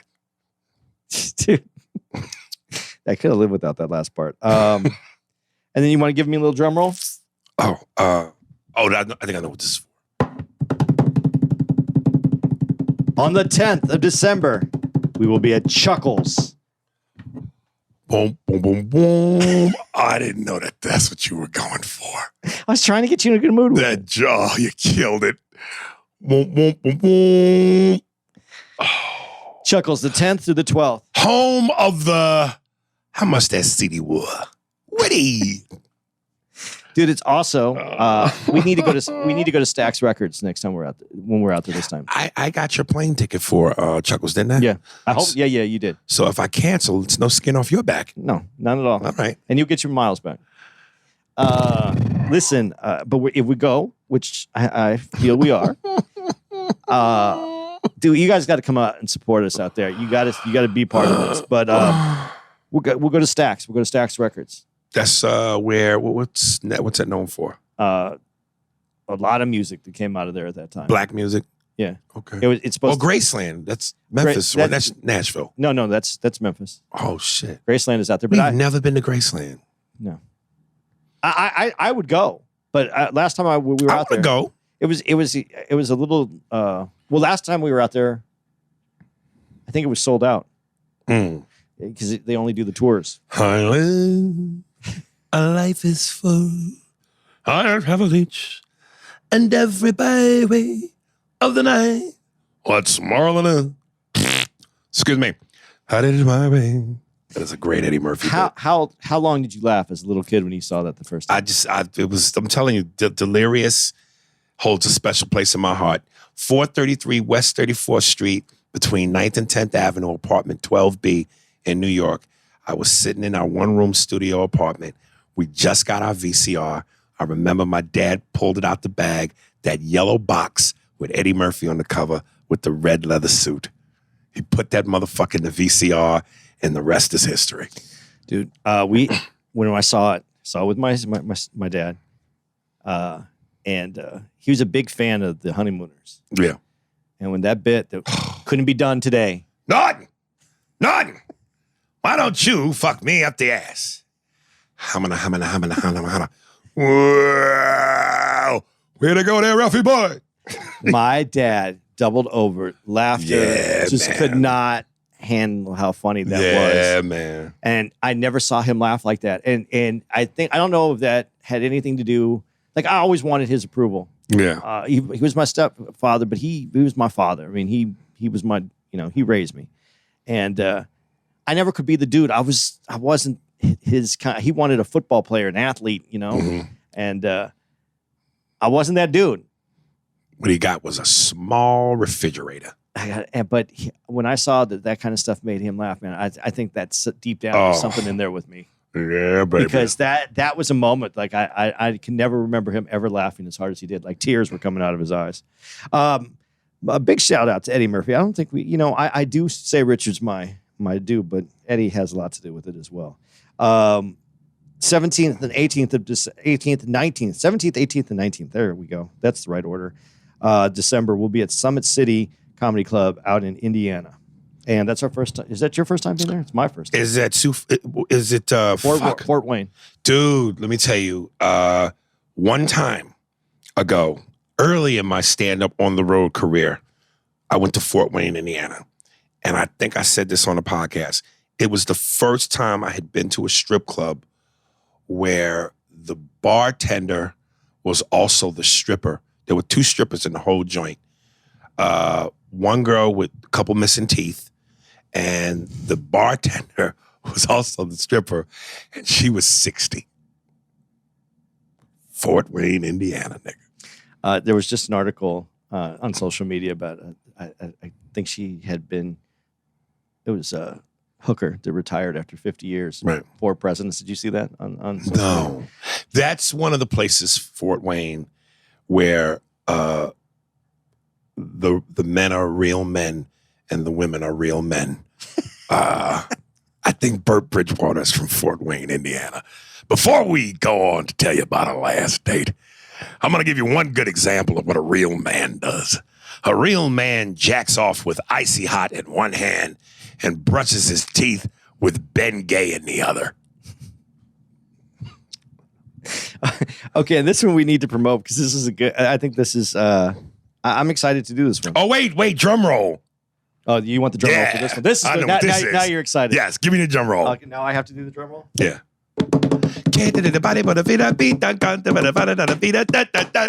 New Year's Eve. Me mommy, Florida, baby. Miami. 4, 3, 2, 1. Happy New Year, Miami. And that's going to be the 30th through the 2nd. Obviously, the night, the 31st. Don't get your tickets for the 1st. If you want to go to the New Year's countdown, don't get your tickets to the 1st. Get your tickets to the 31st. It turns into the 1st. It turns into the 1st. And now this is the first time we'll be back in Miami since the 10 p.m. curfew. Yeah. Last time we were there, Miami and South Beach shut down at 10 p.m. So we are going to be there now. No curfew. Right, and that's a little happening area right there. Yeah, well, yes. It's not as happening as where it was before. Right. But there's a lot of bars and yeah, I really wish they would put a club in the heart of South Beach. That's where the real action is. But damn.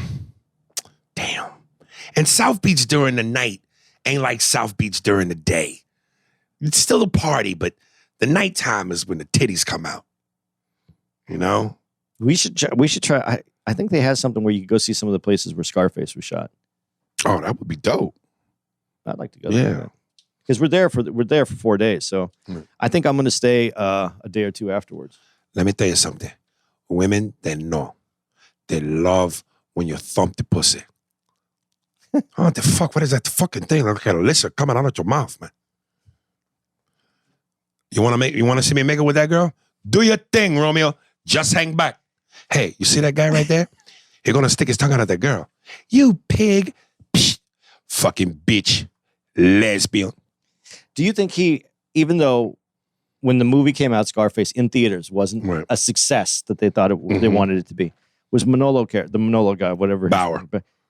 Do you think he was typecast forever from that? Because I can't see him in anything without seeing that character. I didn't really see him in much after that. But I'll tell you this. Even without the movie, I'm sure he got a lot of pussy. With the movie, I know he had a run. He had to have a run because he was already tall, like as women say, tall, dark, and handsome. The Latin thing, throw that in there with it. He's good looking. Now he's the guy from Scarface. Bitches knew when they fucked him, they fucked Manolo. His pussy game had to be sweet, nigga. That should be another podcast that you do. What? How was your pussy game? And you just bring we on have guests. Yeah, and you just and that's it. That's all we talk about. It's a 2-minute interview. It's a 2-minute podcast. Ladies and gentlemen, please welcome. I don't know the guy's first name, but something Bauer from Scarface. Hey, brother, how are you doing? Good. How much pussy did you get during that run? Oh man, for like fucking 3 years, man. All I did was fuck. Excellent. Join us next week when we have one. Who was the Tony's sister, the one Manolo? What's her name? I don't know. The sister played the sister? Play the sister. I don't know. Dude, would you risk your relationship with your boy for her? It would be so hard for me to get past the fact that that's my boy. There's a 99.9% chance I wouldn't even go there. But if I did, I would have definitely sat him down and gave him whatever his favorite shit was, cigars, whatever, and explain that to him openly. The way he did it with Tony's temper, that was fucked up. And even Tony regretted it once he realized. Yeah. But he should have sat Tony down and said, hey, man, this is how I feel. Matter of fact, put the ring in his face first and go, you see that ring? I want to marry your sister. Is that her right there? Mary Elizabeth Masterton. How she look? No, that ain't Mary Elizabeth Masterson. Master Tony. Tony. Isn't that it? That's how she look now? That's not bad. Yeah, she looks better now than I think she did then. No. You liked how she looked then? Yeah, over that, yeah. I wasn't a fan. There she is. That's her. Oh, she was in the Abyss. Oh, okay. There she is. Yeah. Come on, yeah? Watch your mouth. If I want to fuck him, Tony, I'll fuck him. You're not my big brother anymore. Hey, calm down. Take it easy, man. Come on, man. Yeah. I like it when he says, he takes me to nice places. Oh, he's a nice guy. He knows how to treat a girl. Oh, by taking her to the toilet to make hour. How about you, Manolo? You think I'm blind? I see the way you look at me. Hey, look, you're his kid's sister. That's where it goes, and that's where it stays. What are you afraid of him? Hey, I'm not afraid of anybody. That's not the point here. But do you see that line that she used to get him to cross that line? You're afraid. You're afraid. Women know which button. But I think Manolo was a little afraid. He was, but women know which button to push to get Of course they do. Are you afraid? You saw that he was afraid. Right. You know that he respected your brother and that he had respect and was a little fearful of him, and then you threw that at him so that he would cross that line. You did that to him. It's cold, bitch. All right. Woleezy, loyal you, love you. Social Instagram is at LOYALUWOLO. Facebook at WOLO Gordy. The artist's name is Woleezy, and the song is called Loyal You, Love You, which is streaming on all platforms. Enjoy. How y'all feel out there? Thanks for listening to the Spears and Steinberg podcast. If you'd like to know who's responsible for this shit, well, it was hosted by Ari Spears and Andy Steinberg, produced by Steve Merrick and Anthony Holmes, executive producer, Big Papa, Robert Kelly, and Matt Kleinschmidt for the Laugh Button podcast. For more information on where to find us on the internet, visit www.spearsbergpod.com.